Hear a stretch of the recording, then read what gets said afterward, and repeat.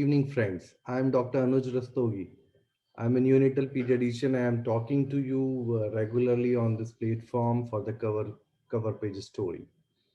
And today's topic is little difficult, so I will try to be as informal as possible to calm down my nerve, to control my nerves. And you please feel free, and you can put anything which we are not able to make you clear. You can put it into the chat box, and we will try to clarify that. Whenever a layman comes to visit a doctor, they come with the patient. So their main focus is medicine only. They want good treatment in form of medicine, and they ask for medicine. And but the real treatment, real planning, the treatment is I believe it's not medicine. It is a planning, and this planning is beyond medicine. If we have to write medicine, it is only 1 minute that is required because we know what we have to write and we can write it within a minute. But we really try to explain parents or patient what it is and how it should be approached, and what are the tests or tests may or may not be required, and how we should approach this the whole issue, so that this disease get better with time, or you should not have further complication of the disease, or you should not have repetition of the disease in time to come.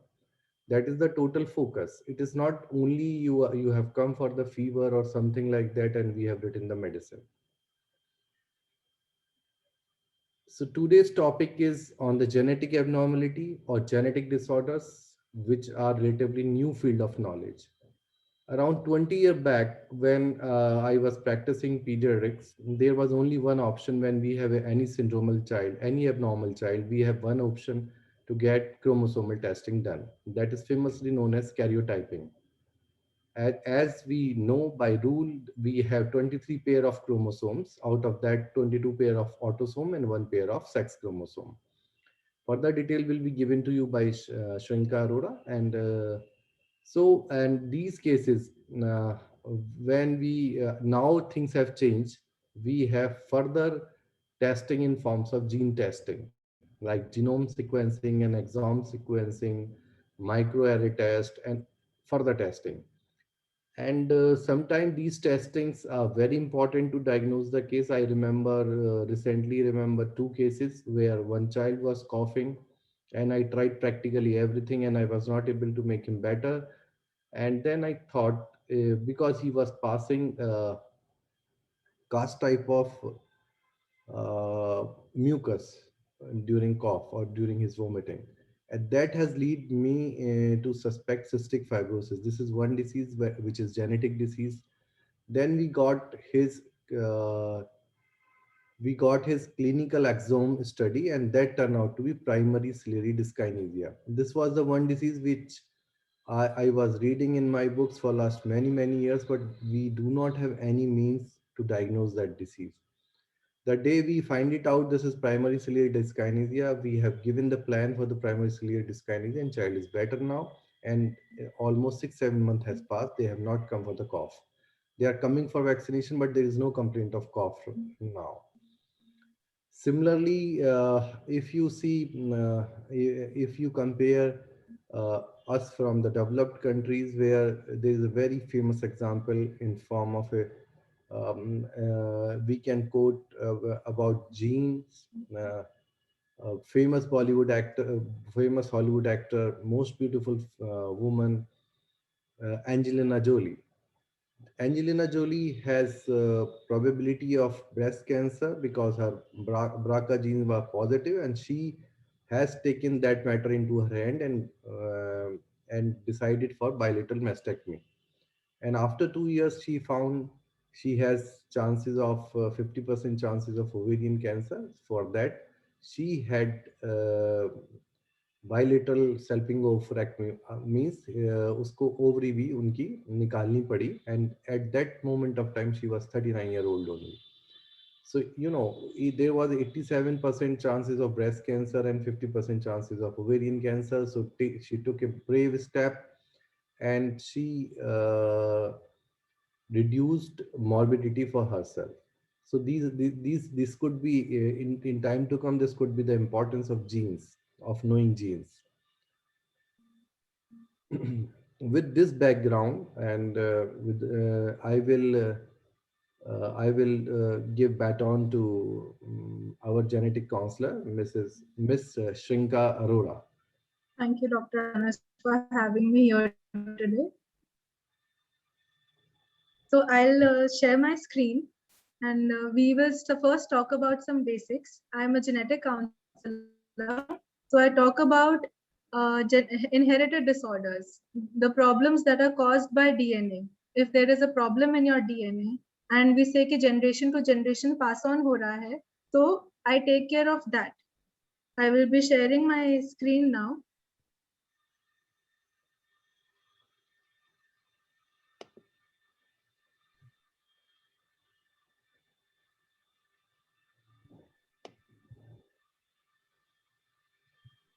I hope my screen is visible to all. So first we'll talk about DNA क्या होता है. What is DNA? So our entire being, हम कैसे बने हैं? It is because of our DNA. DNA में इतनी information होती है कि वो एक पूरा ऑर्गेनिज्म, एक पूरा इंसान बना सकती है. हमारे अंदर इतने सारे सेल्स होते हैं, तभी हमारी बॉडी बनी है. हर सेल के अंदर होते हैं क्रोमोसोम्स, जिसके हमारे बॉडी का डीएनए होता है, और उसके अंदर होते हैं हजारों जीन्स.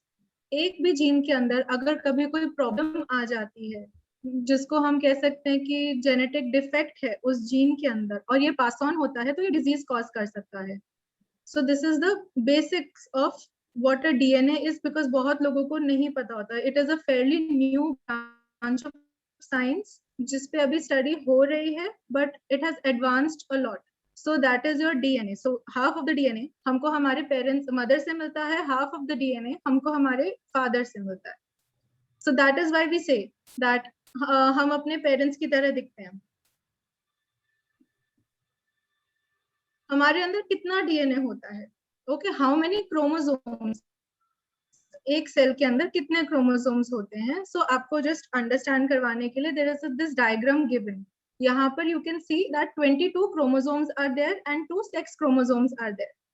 हर क्रोमोसोम की 2 कॉपी हैं, ऑब्वियसली, बिकॉज एक आपको आपके मदर से मिल रही है, एक आपको आपके फादर से मिल रही है. ये ऑटोसोम्स होते हैं. सो 22 पेयर्स ऑफ ऑटोसोम्स होते हैं हमारे हर सेल के अंदर, और फिर एक पेयर ऑफ हमारा सेक्स क्रोमोसोम होता है जो डिटरमिन करता है whether we will be females और we will be males. Males के अंदर XY होता है, फीमेल्स के अंदर XX क्रोमोसोम होता है. जो राइट साइड पे पिक्चर है वो एक मेल की है XY क्रोमोसोम के साथ. So these are sex chromosomes that determine the gender of the child.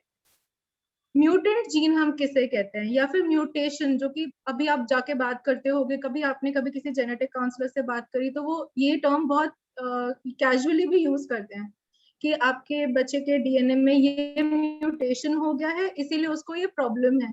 तो ये म्यूटेशन है क्या? सो म्यूटेशन इज नथिंग बट कि आपका जीन जिसके अंदर सारी इंफॉर्मेशन थी कि आंख बननी है, नाक बनना है, लंग, लिवर, किडनी कहाँ कहाँ बनना है, कैसे बनना है, उतनी इंफॉर्मेशन रखता है.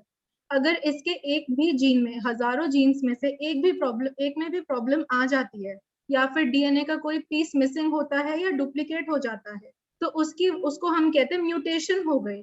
डीएनए में चेंजेस होते रहते हैं, बट कुछ चेंजेस अच्छे नहीं होते जो डिजीज कॉजिंग होते हैं, उनको हम म्यूटेशन बोल देते हैं. अब एक और टर्म यहाँ पे मैंने लिखा है, अफेक्टेड इंडिविजुअल. अफेक्टेड इंडिविजुअल तो वो हुआ जिसको डिजीज हुआ है, उसके पास कॉपीज ऑफ डीएनए हैं जो डिफेक्टेड हैं. कैरियर इंडिविजुअल वो होता है जिसके पास एक कैरियर 2 कॉपीज होती हैं क्रोमोसोम्स की, और एक कॉपी में डिफेक्ट होता है, लेकिन उसका जो वर्क होता है वो दूसरा क्रोमोसोम कॉम्पनसेट कर लेता है. तो वो बेसिकली खुद अफेक्टेड नहीं होता, लेकिन उसमें इतनी क्षमता होती है कि वो अपने आने वाले जनरेशन को पास ऑन कर सकता है ये problem. So I am a genetic counselor, and what is genetic counseling? So genetic counseling is a process by which patients, families of the affected individuals are educated about these genetic disorders. जैसे मैंने पहले बोला, क्योंकि gene पे problem है, that is why we call them as genetic disorders. How they are passed on in the family, एक generation से दूसरे जनरेशन में ये कैसे पास ऑन होते हैं, वो देखने के लिए उसका पैटर्न क्या है वो हम बताते हैं। अगर हम बच्चे को या किसी भी एडल्ट को हम लोग देखते हैं, पहले असेस करते हैं फिजिकली, उनकी पूरी फैमिली हिस्ट्री लेते हैं, उनकी पूरी मेडिकल हिस्ट्री लेते हैं, उसके बाद हम बताते हैं कि करेक्ट जेनेटिक टेस्ट क्या है। बहुत सारे टेस्ट होते हैं जेनेटिक्स में, लेकिन कौन सा करेक्ट टेस्ट है जो कि ज्यादा फायदेमंद रहेगा फैमिली को, वो हम पूरा इंडिविजुअल को असेस करके और उसकी फैमिली हिस्ट्री लेकर ही रिकमेंड करते हैं।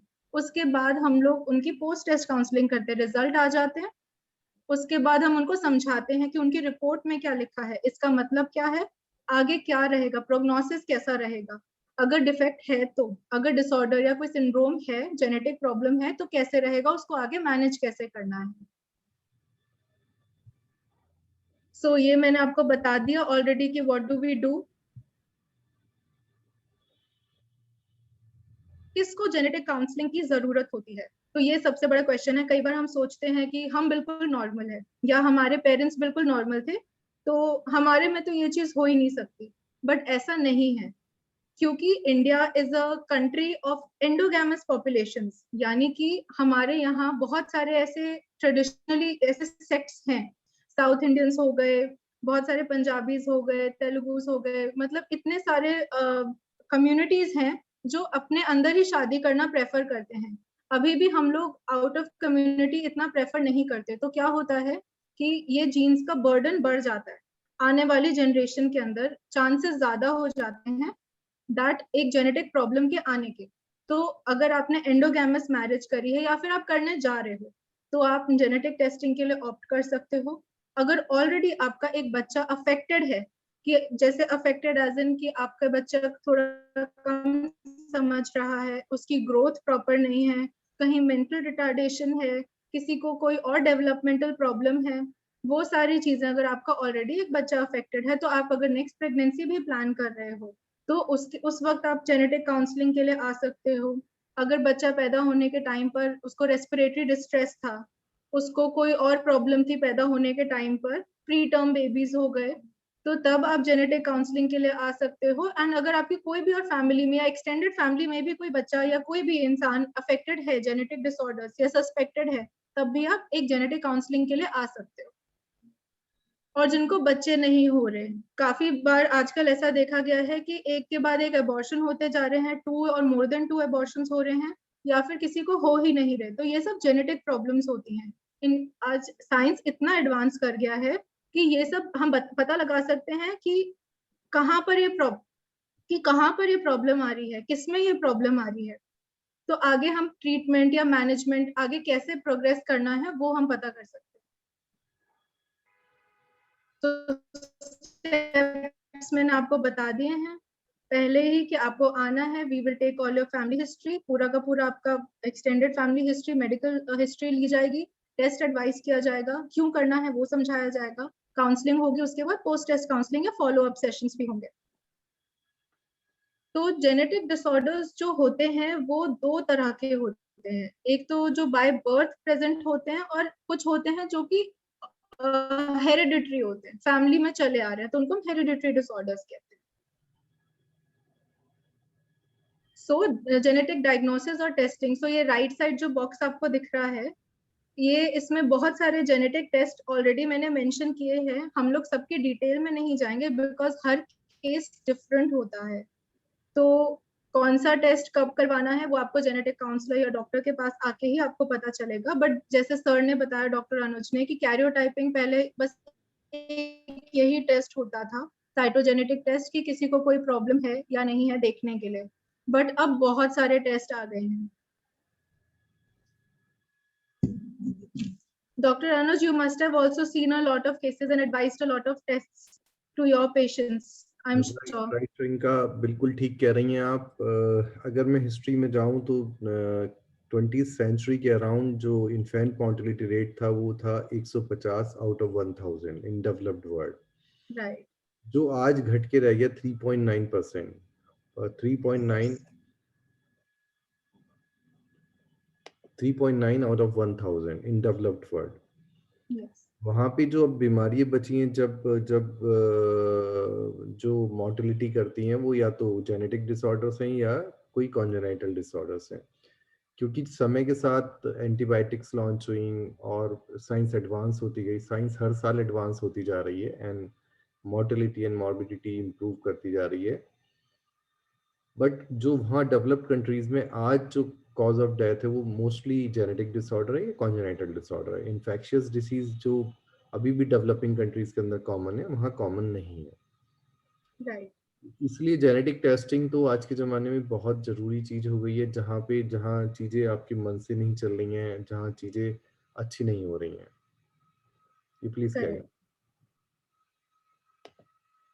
सो this is a basic picture of karyotype. अगर आप में से किसी ने कभी करवाया हो, देखा हो, तो ये हमारे एक सेल के अंदर इतना डीएनए होता है। जो लेफ्ट साइड पे ये ग्रे और ब्लैक और व्हाइट कलर की आपको पिक्चर दिख रही है, ये अलग अलग क्रोमोसोम्स हैं।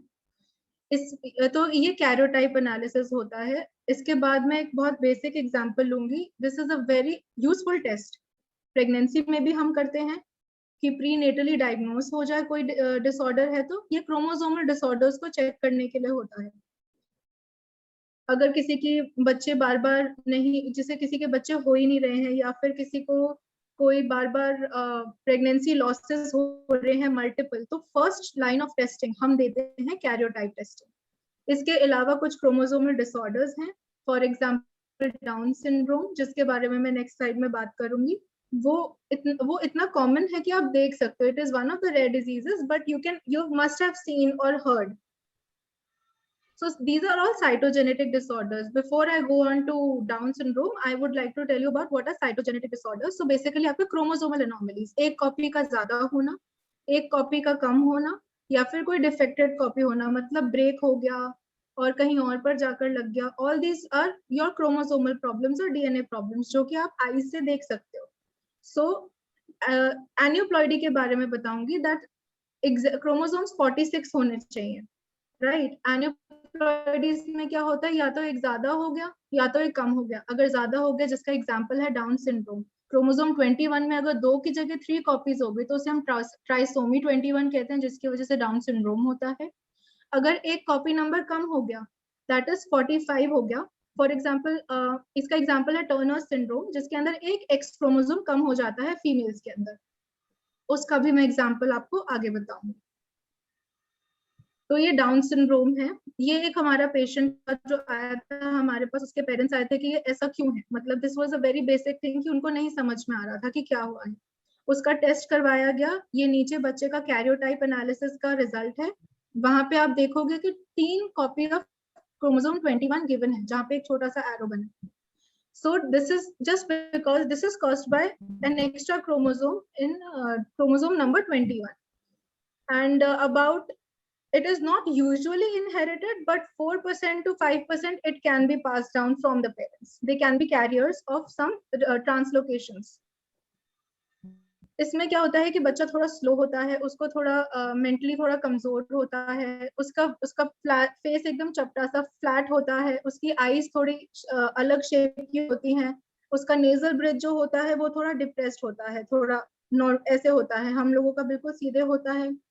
ईयर्स थोड़े नीचे होते हैं, कम समझता है, थोड़ा स्लो समझता है, हाइट भी छोटी होती है, और जीभ जो है वो थोड़ी बाहर आती है, और उसके हाथ पर एक सिंगल क्रीज होती है, जिसे हम सिंगल क्रीज कहते हैं। ये सब कुछ मतलब जब हम बच्चे को असेस करते हैं तो हम ये सारी चीजें नोट डाउन करते हैं। तो इस बच्चे में ट्राइसोमी 21 मिली थी, ये आप Down syndrome. Yes Shrinka doctor. Shrinka आपने बहुत इंपॉर्टेंट बात बताई। श्रिंका बता रही हैं कि अगर एक पेयर क्रोमोसोम का एक्स्ट्रा हो जाता है, जैसे डाउन सिंड्रोम के अंदर जो 21st क्रोमोसोम है वो एक एक्स्ट्रा हो जाता है, तो उससे सब बच्चे ये जो डाउन सिंड्रोम वाले एक जैसे दिखते हैं, और सभी डॉक्टर उन्हें देखते ही पहचान जाते हैं, चाहे वो किसी भी माँ बाप की संतान हो, वो देखते ही पहचान जाते हैं, क्योंकि वो सब एक जैसे दिखते हैं। उनकी शक्ल बिल्कुल मिलती जुलती हो जाती है, जो अभी फीचर्स श्रिंका बता रही थी वो उनमें मिलते हैं। डाउन सिंड्रोम हमारी सोसाइटी में बहुत ज़्यादा कॉमन है। इंसिडेंस इज 1 आउट ऑफ 800, और जनरली ये देखा गया है जिन जो एल्डरली प्राइमी है, मतलब जो जिन मदर की एज ज़्यादा है, 32 साल से ज़्यादा है, 35 साल से ज़्यादा है, उनमें ज़्यादा कॉमन मिल जाता है। बट कई बार ये, जैसा कि श्रिंका बता रही है, कि म्यूटेशन की वजह से यंग पहली प्रेगनेंसी में भी 22-23 साल की लड़की को भी हो सकता डाउन सिंड्रोम हो सकता है। और वो पता नहीं 4% चांस रहते हैं कि वो, अभी आगे हम बताएंगे कि अगर आपकी फैमिली में डाउन सिंड्रोम हो गया है तो आगे प्रेगनेंसी कैसे प्लान करनी है। Please carry on Shrinka. Yes, so जैसे डॉक्टर ने बताया दैट अगर ऑलरेडी एक चाइल्ड अफेक्टेड है डाउन सिंड्रोम से, तो दूसरे बच्चे को होने के चांसेस रहते हैं। अगर प्रॉपर ट्राइसोमी 21 है जैसे कि इसमें दिखाया है केस में, तो लेस देन 5% चांसेस रहते हैं कि दूसरे बच्चे को होने के। एंड कई बार होता है कि अगर पेरेंट्स कैरियर्स होते हैं ऑफ एनी म्यूटेशन, जैसे कैरियर मैंने पहले बताया, उनको खुद कोई प्रॉब्लम नहीं होगी बट उनमें इतनी क्षमता है कि उनके बच्चे में प्रॉब्लम हो सकती है। तो अगर पेरेंट्स कैरियर्स हैं तो उनके नेक्स्ट बच्चे में भी होने के चांसेस मोर देन 5% होते हैं। और उसके लिए अगर आप प्रेगनेंसी में, अगर आपके पास ऑलरेडी एक बच्चा है जैसे अफेक्टेड होता है, प्रीनेटली भी आप करवा सकते हो टेस्टिंग। इसके अंदर आपका 12वें हफ्ते में कंबाइंड टेस्टिंग होती है, एनटी स्कैन होता है। तो उसके अंदर कुछ सॉफ्ट मार्कर्स होते हैं, कुछ अल्ट्रासाउंड में दिख जाता है डॉक्टर्स को, जिससे वो बोलते हैं कि हो सकता है कि ये बच्चे में हाई रिस्क हो डाउन सिंड्रोम के लिए। उसके बाद हम उनको फर्दर टेस्टिंग के लिए बोलते हैं। जिसके एक टेस्ट आया है, बहुत ही हाई सेंसिटिविटी वाला टेस्ट है, नॉन इन्वेसिव प्रीनेटल टेस्टिंग, जिसमें सिर्फ माँ का खून लेकर टेस्ट हो जाता है कि बच्चे के अंदर प्रॉब्लम है कि नहीं, प्रेग्नेंट मदर्स के अंदर। उसके बारे में मैं और आगे बताऊंगी। एक आपको और एग्जांपल देती हूँ टर्नर सिंड्रोम का, जिसके अंदर मैंने बताया कि एक एक्स की क्रोमोसोम कम हो जाती है। तो इसमें क्या होता है कि गर्ल्स को पीरियड्स नहीं होते, सेकेंडरी सेक्सुअल कैरेक्टर्स डेवलप नहीं होते, इनकी हाइट छोटी रह जाती है।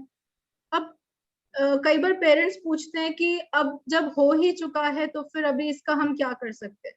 लेकिन ऐसा नहीं है, माना कि हर डीएनए प्रॉब्लम का एक 100% क्योर नहीं है अभी तक, लेकिन मैनेज करना उसको अगर अर्ली एज में डिटेक्ट हो जाएगा, तो जैसे टर्नर सिंड्रोम का केस है, ट्रीटमेंट में growth hormone injection, oestrogen replacement therapy, ये सारे देकर उनकी नॉर्मल ग्रोथ करवाई जा सकती है।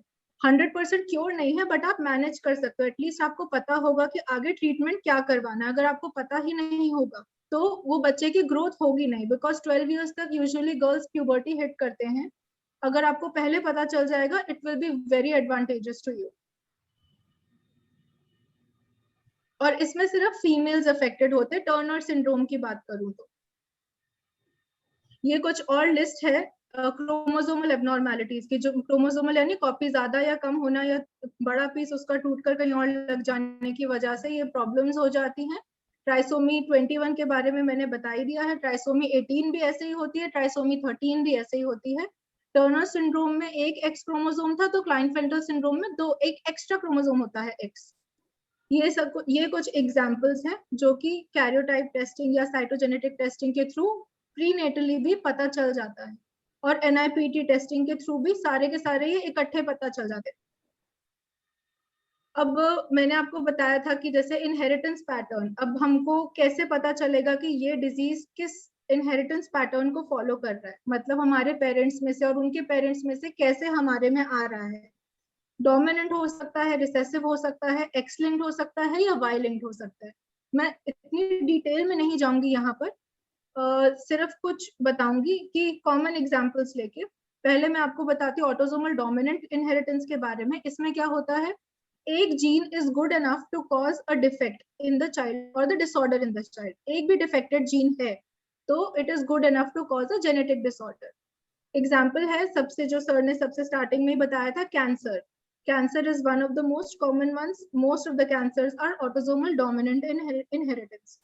उसके अलावा यहाँ पर मैंने लिखा है achondroplasia, osteogenesis imperfecta. I know these are big words, but these are all skeletal problems.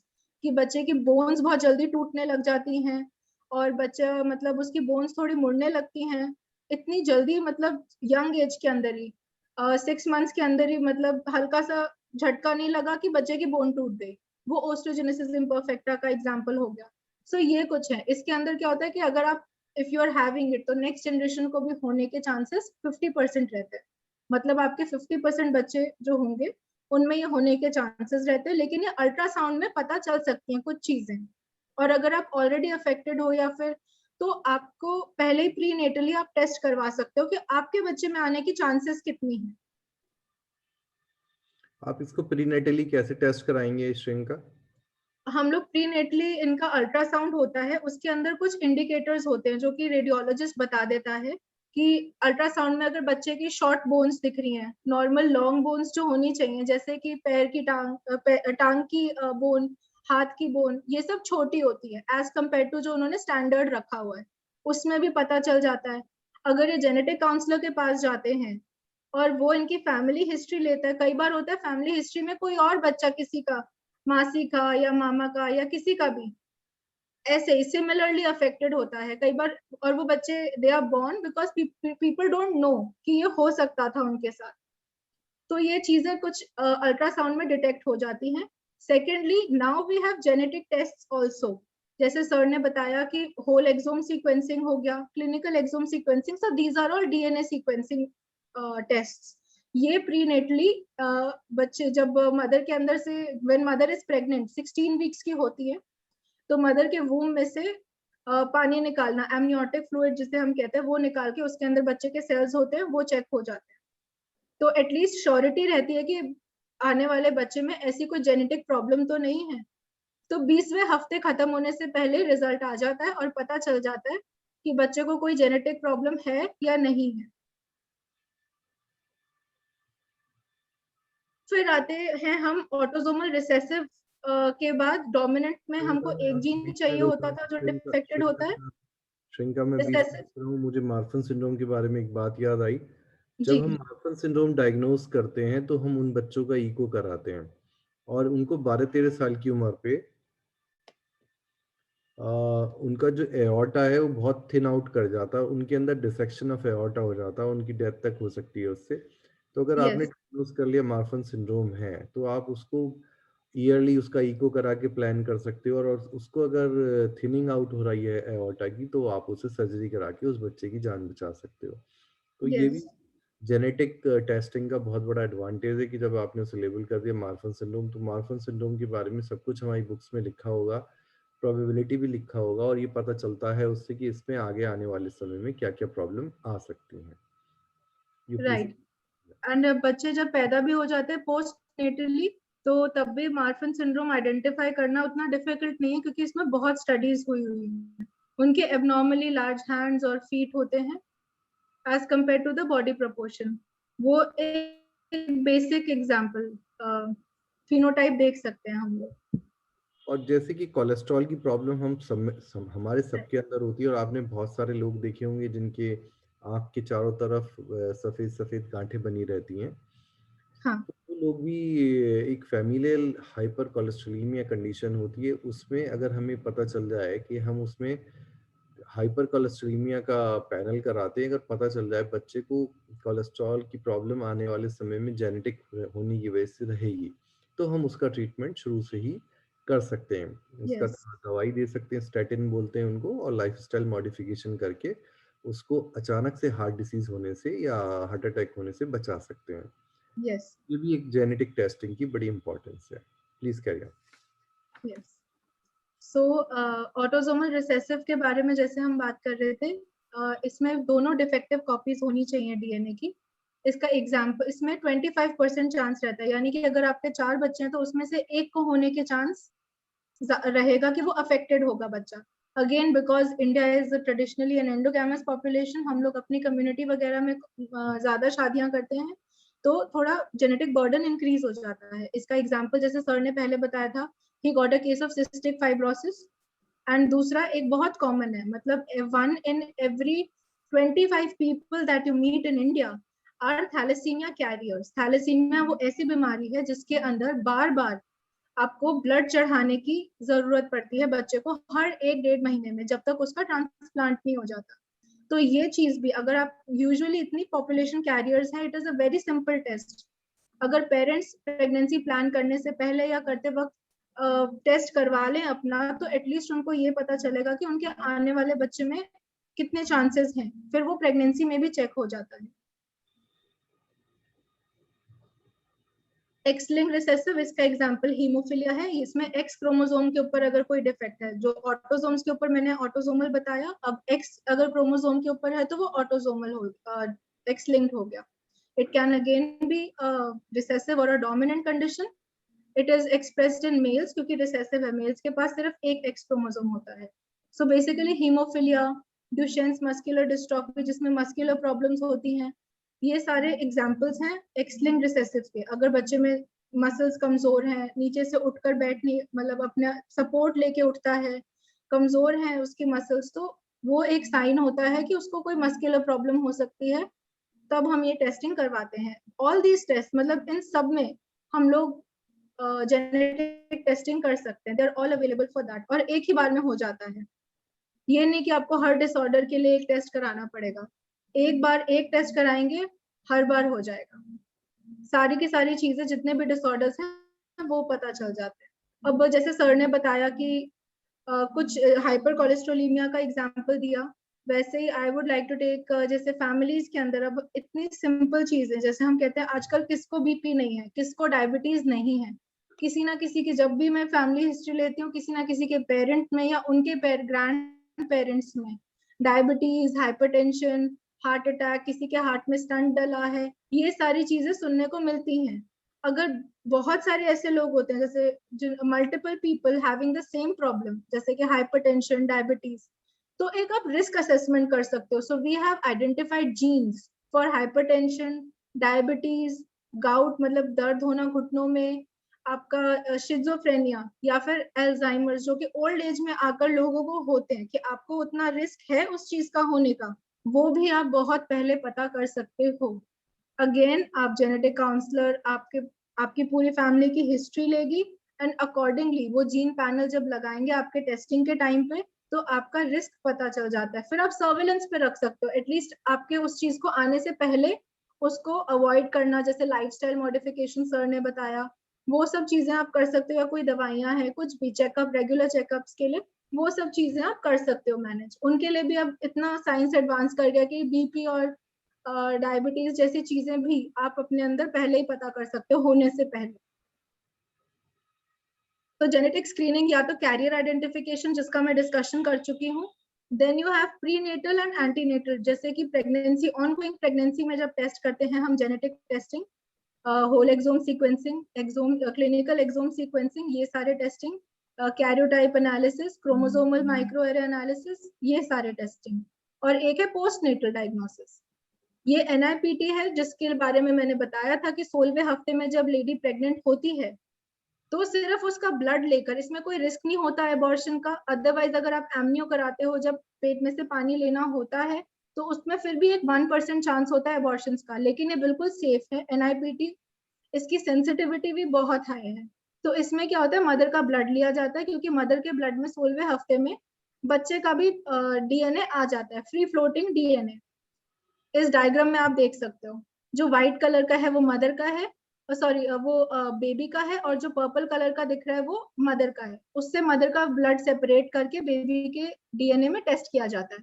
यही सारी प्रॉब्लम्स के लिए, डाउन सिंड्रोम हो गया, टर्नर सिंड्रोम हो गया, क्लाइनफेल्टर सिंड्रोम हो गया, और कुछ माइक्रो डिलीशंस भी।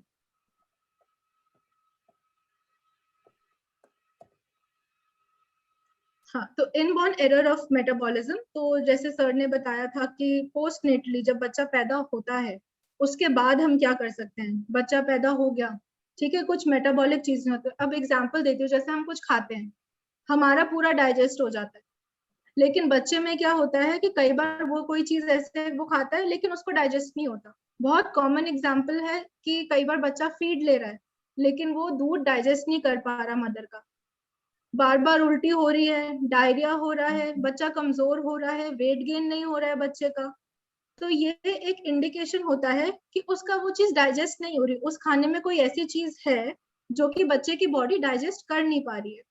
तो बच्चे के पैदा होने के 24 घंटे के अंदर, या 24 घंटे से लेके 72 आवर्स के बीच में, उसके 2-3 फीड्स देने के बाद ये टेस्ट होता है। राइट साइड पे आप देखोगे बच्चे की हील के ऊपर एक पिन मार के डॉट से उस पेपर के ऊपर बच्चे का ब्लड लिया जाता है। इस ब्लड को फिर टेस्टिंग के लिए भेजा जाता है, जिसमें very common metabolic disorders check होते हैं। एग्जाम्पल है, जैसे मैंने अभी आपको बताया कि वो फीड नहीं ले पा रहा है, तो वो गैलेक्टोसीमिया का एग्जाम्पल हो गया। जब उसको फिर क्या होता है कि जैसे हॉर्लिक्स आ रहा है आजकल मार्केट में, उसके अंदर लिखा होता है कि इसके अंदर ये कंपोनेंट है, ये स्पेशल वाला हॉर्लिक्स है बच्चे के फीड के लिए, या कोई भी हॉर्लिक एक एग्जाम्पल है, बहुत सारे ब्रांड्स हैं। तो अकॉर्डिंगली वो वाला दूध बच्चे को दिया जाता है, जिसके अंदर वो सप्लीमेंट नहीं होता। अब आप खा रहे हो, बच्चा खा रहा है, उसको वो डाइजेस्ट नहीं हो रहा, तो वो चीज कम हो जाती, कम करनी पड़ती है, वरना वो बिल्डअप होती रहेगी बच्चे के अंदर, फिर वो बहुत सीरियस हेल्थ कंडीशंस हो जाएंगी। ये जल्दी कराना जरूरी क्यों है? अगर पहले पता चल जाएगा तो मैनेजमेंट इसका इजी हो जाएगा। बच्चे की सिर्फ डाइट मॉडिफिकेशन से बच्चा ऑलमोस्ट नॉर्मल ग्रो करता है। I am sure doctor Anuj you must have also seen कि सिर्फ एक बेसिक डाइट मॉडिफिकेशन से बच्चा बिल्कुल नॉर्मल ग्रो करता है। आप बिल्कुल ठीक कह रही हैं। ग्लैक्टोसीमिया नाम की बीमारी होती है जिसमें यूरिन के अंदर रिड्यूसिंग सब्सटेंस पॉजिटिव आते हैं, जैसा कि अभी आपने ही डायग्नोज करा था। मैंने आपके यहाँ टीएमएस और एक्सॉम सीक्वेंसिंग भी ली यस, हुई ग्लैक्टोसीमिया। अदरवाइज वो बच्चा लीवर फेलियर होके मर जाता। उसको अब हमने आइसोमिल या सोया मिल्क पे रखा हुआ है और बच्चा बिल्कुल ठीक कर रहा है। उसकी जिगर सही हो गया, तिल्ली सही हो गई, जो पेट में जल उदर हुआ हुआ था वो ठीक हो गया। तो जेनेटिक टेस्टिंग की और डायग्नोसिस की बहुत वैल्यू है।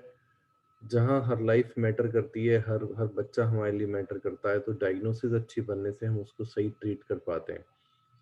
जब तक हम उसे ग्लैक्टोसीमिया डायग्नोस नहीं करते तो हम उसे वही दूध देते रहते जो सभी बच्चे पीते हैं, और वो बच्चा धीरे धीरे उस बीमारी से अंदर ही अंदर घुल के खत्म हो जाता है। जैसे ही हमने ग्लैक्टोसीमिया डायग्नोस करा तो हमने उसको लैक्टोज फ्री मिल्क या सोया मिल्क या आइसो मिल्क पे डाल दिया, और वो बच्चा अब बिल्कुल ठीक है और बैठने उठने लगा है, बहुत अच्छा कर रहा है। तो this is the value of correct diagnosis. so in short I will say that early detection will lead to early management. It can actually save lives because बच्चा अपने आप से बोल नहीं सकता, बता नहीं सकता, इतना छोटा बच्चे। So I think it should be done in all the children who are born usually. Actually, this is how today's science is, and the technique can help us.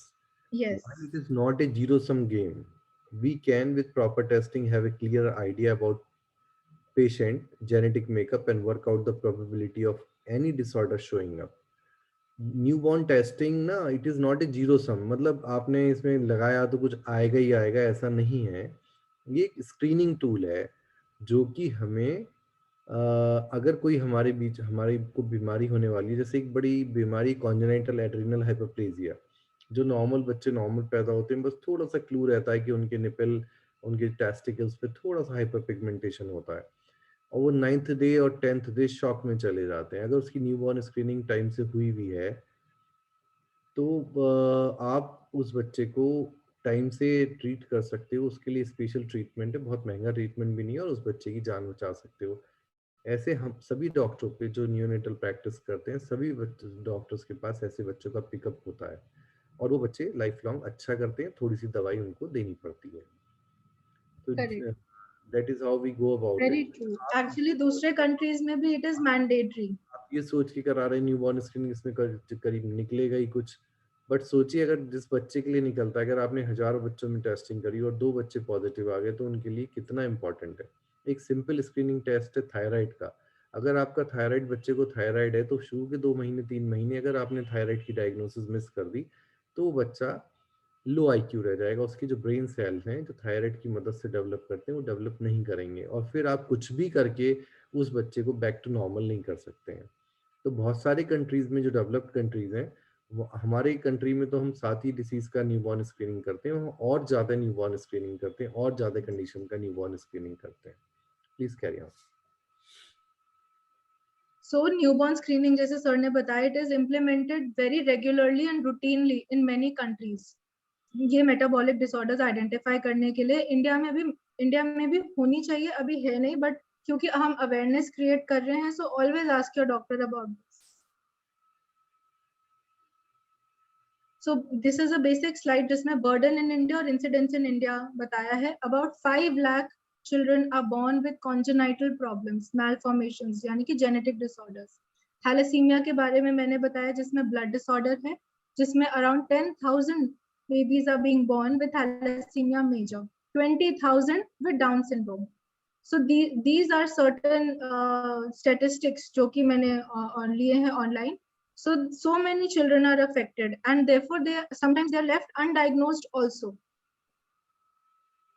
ये एक एग्जाम्पल है जिसमें राइट साइड में आप देखोगे picture में जो बच्चा है उसका न्यूबॉर्न स्क्रीनिंग हुआ है, तो वो नहीं सॉरी, राइट साइड में जो बच्चा है वो उसको बहुत सारी डिसेबिलिटीज हैं, वो व्हीलचेयर बाउंड है, एंड जो उसका न्यूबॉर्न स्क्रीनिंग नहीं हुआ था।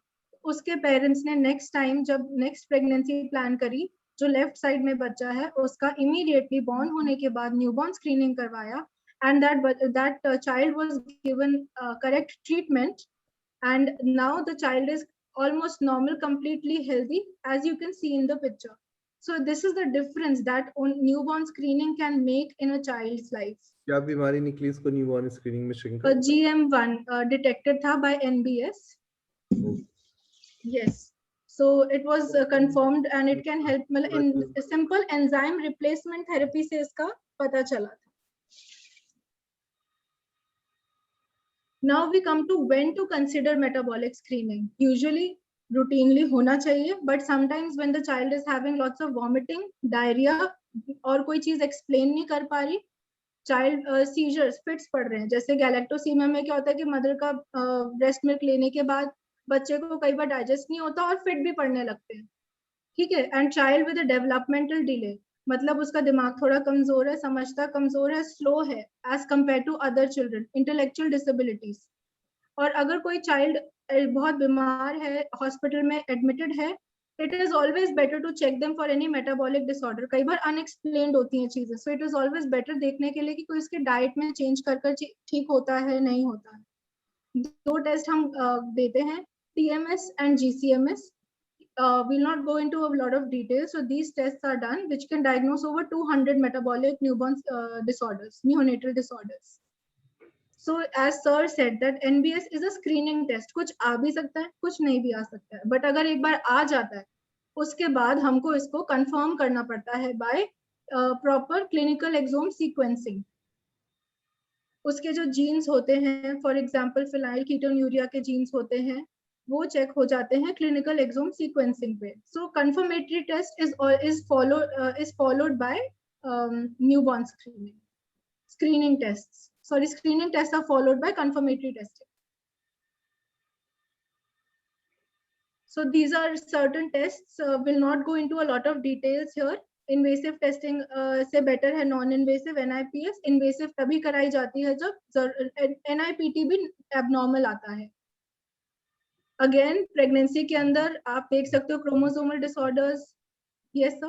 NIPT जो टेस्ट है ये माँ का ब्लड लेके बच्चे की टेस्टिंग करी जाती है फर्स्ट 3 मंथ्स में। माँ का ब्लड पहले ये टेस्ट बाहर से कराना पड़ता था हांगकांग से, अब इंडिया के अंदर हो जाता है और बहुत सिंपल टेस्ट है। 1-2 ml ब्लड लेके उससे और बहुत जल्दी ही उसकी रिपोर्ट 1 से 2 हफ्ते के अंदर अवेलेबल हो जाती है। अगर उसके अंदर कोई सीरियस बीमारी का या सिंड्रोम का या कोई एनाप्लॉइडी का कोई क्रोमोसोमल डिफेक्ट उसके अंदर साबित होता है तो फिर इन्वेसिव टेस्टिंग करके उसको उसके बारे में फैमिली को बताया जाता है कि देखो आपको डाउन सिंड्रोम पैदा होने वाला, आपको एडवर्ड सिंड्रोम पैदा होएगा, and then they decide then and there कि उन्हें उसके लिए क्या एक्शन लेना है। बट हर बार जैसा कि मैंने बताया, this is not a zero some thing, जो जीरो सम गेम कि आपने कुछ लगाया, पैसे लगाए और उसके बाद 100% आपको रिजल्ट मिलेगा ही, but this is hit and trial and that is how science progress. और इसी तरीके से हम सभी लोगों को ट्रीट करते हैं। ये टेस्ट सभी हॉस्पिटल में अवेलेबल हैं, ये डायरेक्ट हॉस्पिटल की लैब्स में नहीं होते हैं, इनके लिए कुछ ही लैब्स होती हैं पूरे कंट्री के अंदर, इवन अमेरिका के अंदर भी, जहाँ से सैंपल कलेक्ट करके उन लैब्स में कोरियर के थ्रू या किसी और मेथड के थ्रू पहुँचाया जाता है और वहाँ से वो रिपोर्ट मिलने के बाद वो, अब जो पहले ये टेस्ट जो होते थे एग्जाम सीक्वेंसिंग वगैरह, अमेरिका के अंदर one test was costing few years ago $5,000। आप सोचिए कितना एक्सपेंसिव था और इंश्योरेंस कंपनी भी कवर नहीं करती थी। बट लकीली अब क्योंकि टेस्ट ज़्यादा होने लगे हैं और टेस्ट रोज नए टेस्ट बढ़ते जा रहे हैं, इनकी कॉस्ट घट के बहुत कम रह गई है। इवन क्लिनिकल एग्जाम सिक्वेंसिंग मेरे ख्याल से 14-15 हज़ार रुपये का टेस्ट है इंडिया के अंदर। Whole body exome sequencing around 18-20,000 का है और वो बहुत हमें इंफॉर्मेशन देता है और कई बार वो इंफॉर्मेशन इतनी प्रोडक्टिव होती है उस बच्चे की लाइफ के लिए भी और जो नेक्स्ट बच्चा उस फैमिली में होने वाला उसके लिए भी। You please carry on. Correct. So these are certain problems. NIPT testing is a very simple blood test without any risk of abortions. You can look for a lot of genetic disorders are covered, including all the chromosomal disorders that I have discussed before, like Down syndrome, Turner syndrome.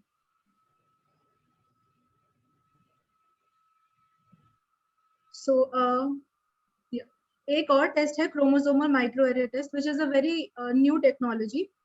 Again इसके अंदर जैसे आप बोलते हो कई बार बच्चा autistic है, ये वर्ड सबने सुना ही होगा. जिसने तारे जमीन पे देखी है उसके अंदर लर्निंग डिसेबिलिटी थी, थोड़ी डिसलेक्सिक था बच्चा, या फिर कोई और मूवी देखी हो जिसके अंदर ऑटिस्टिक बिहेवियर दिखाते हैं बट वो आगे जाके अच्छा करता है बिकॉज मूवीज में ऐसा दिखाया जाता है.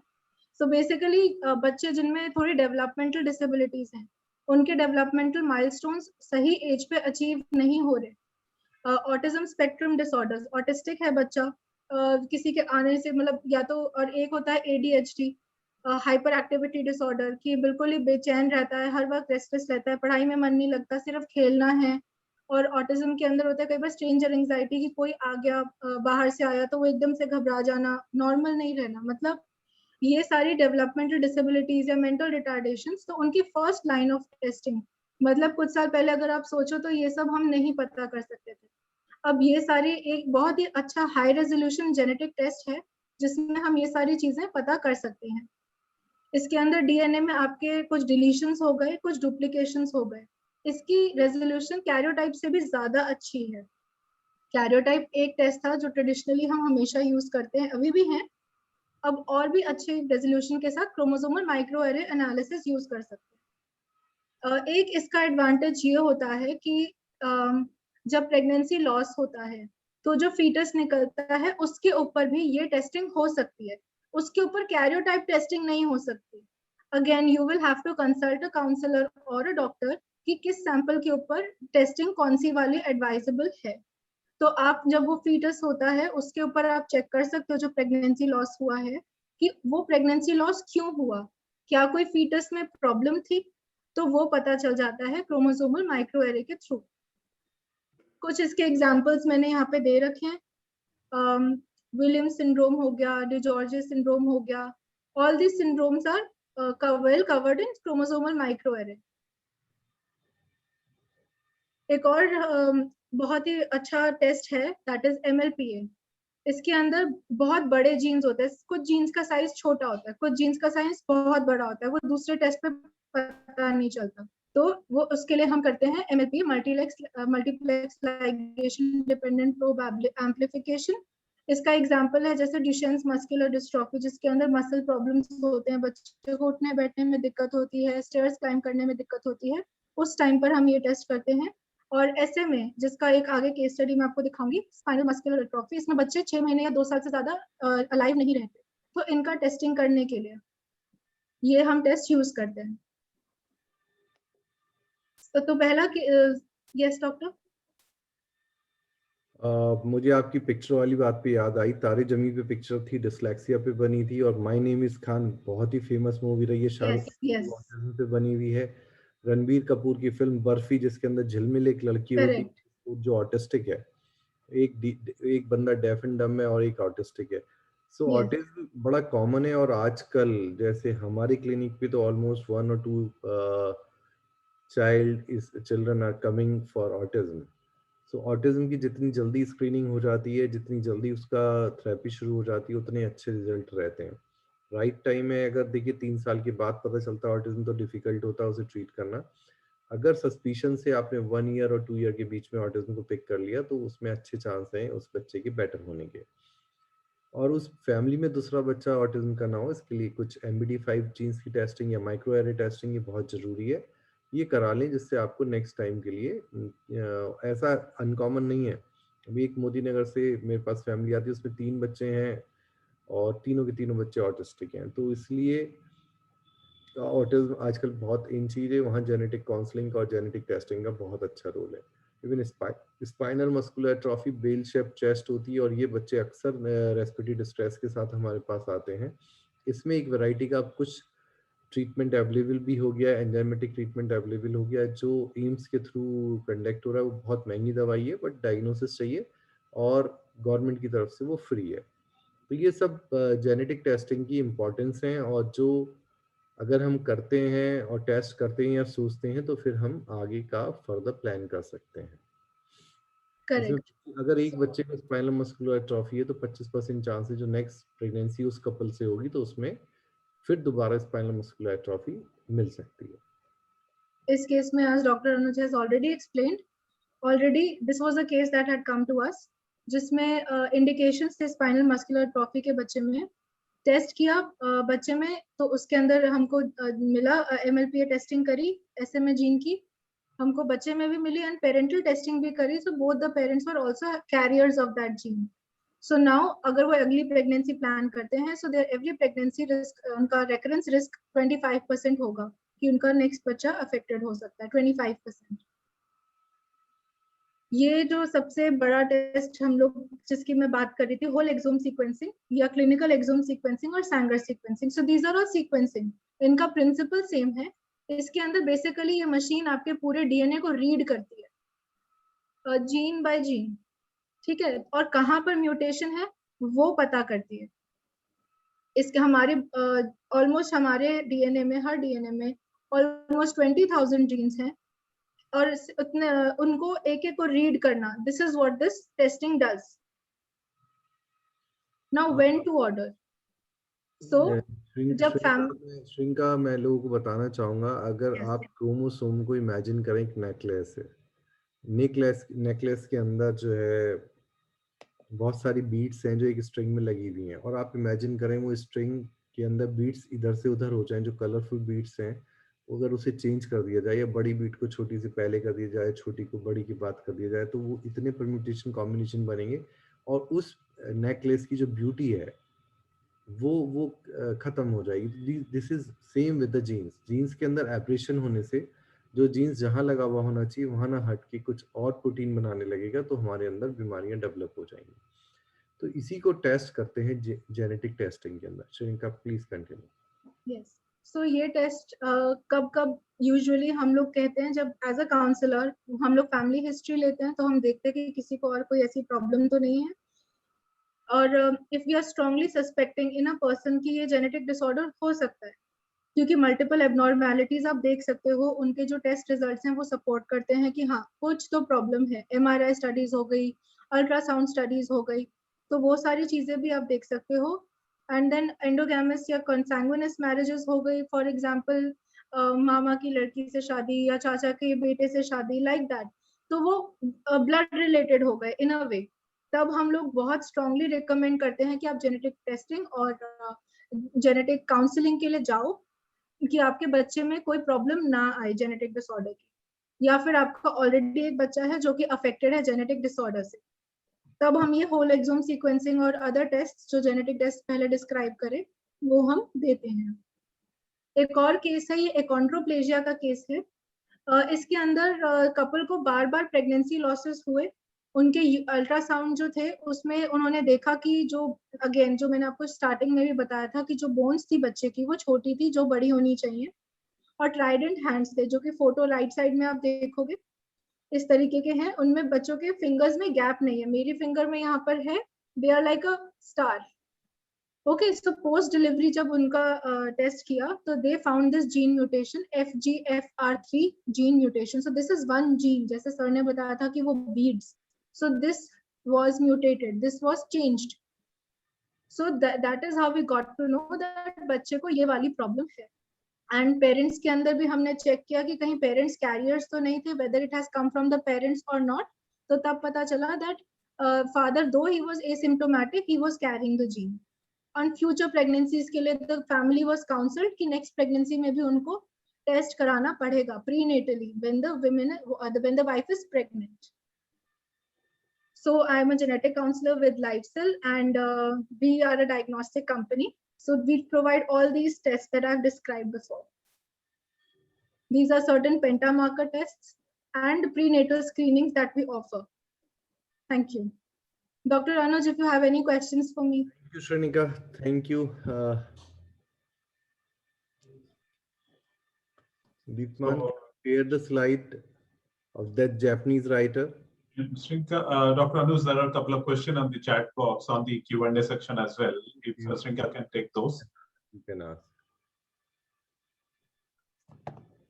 So the first question, is there any test to find out the causes and probability of recurrence of autism? I believe you have already covered during your Yes, so presentation. chromosomal microarray is usually the first line of disorder. Some genes are also covered by exome sequencing. They are covered by genetic test. And again, a proper family history is required to suggest any testing, what type of this thing is, retardations or slow growth is there. Now, there is a parent who is writing, we did the microarray of the autistic child, but nothing was found. How to find out autism is in 50s? Can you please repeat? They did the microarray of the child who is autistic, but nothing was found. How to find out autism in the fetus? They can also go for an exome sequencing. And sometimes these occurrences are de novo. That means they just happen. It has not come from the parents per se. And every test has their limitations. There are 20,000 genes, and right now we are able to cover around 16,000 genes, a bit more or less, depending upon which diagnostic company you go to. So sometimes it is a manual error or a machine error. Right, and I believe today's session, like where you have covered so many, maybe there are a lot of queries of the parents when the child is born. There are many things the science has developed to a great extent where a lot can be possible with the conscience, with the involvement of science, with the advisor, the doctors, experts like you. And we can certainly urge the parents to understand more. Definitely, they should reach out to the physician and get the consultation. I believe this kind of information is going to help all of you. So please do share this information with your friends, relatives. This may help someone. At times we lose time, but let us try to save time by sharing the piece of information. Deepan, can you share the slide of Japanese blogger? Yeah, this is Haruki Murakami. He's a Japanese writer, and he has written about genetic backup or genetic material of genetic our gene, or he has written about our genes. Human beings are ultimately nothing but carriers, passageway for genes. They ride us into the ground like racehorses from generation to generation. Genes do not think about what constitutes good or evil. They don't care whether we are happy or unhappy. We are just means to an end for them. The only thing they think about is what is most efficient for them. So genes play a lot of role in our life, and with this, we will end this session. And I will request you to join us again on the next Thursday. We will be talking about the early intervention. I am trying to cover new modalities, new treatment for children in this platform with the help of Deepman and his colleagues. And thank you very much. And thank you for the patient listening. Thank you very much. Have a good day. Bye. Thank you.